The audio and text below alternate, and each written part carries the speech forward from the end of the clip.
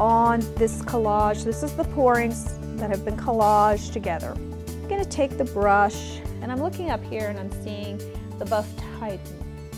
So I'm just going to take some paint. I'm going to take it pretty thickly, and I'm just going to start integrating that into the rest of the painting. Now, one of my favorite things to do, let me show you. I'll come down here. I'm going to take this line up here, but I want it to be split up. So these are called color shapers. But you can see how you can just move the color around with the color shaper. So I'm just going to be kind of moving that color around just to integrate it. And now I'm going to take a little bit of ultramarine.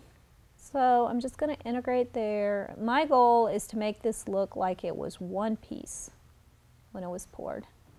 That it's one big pouring and not a bunch of little pourings put together. So this is a Chromium Green. I think that's kind of what that is. Well, maybe a little bit of gold in it.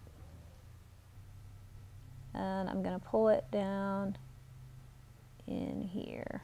So now I'm getting rid of that line there. You can see that line. I don't want that line. I want it to look like it was all one big pouring. This is Aurelian yellow. So you can see how I'm integrating it.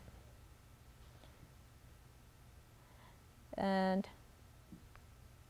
so now you can see a little bit what I did with this, where it's all, first thing I did is I integrated the whole thing.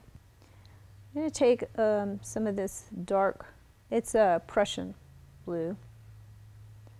Maybe mix it with a little bit of the Van Dyke Brown.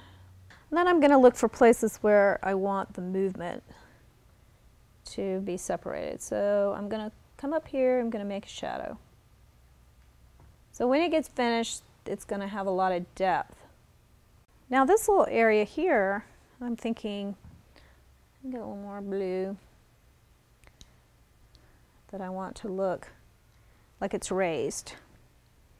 Like this is on top of that, which it is. So I'm going to accent that. So that really makes the 3D effect stand out. So that gives you an idea as to how to go ahead and start painting back into your collage.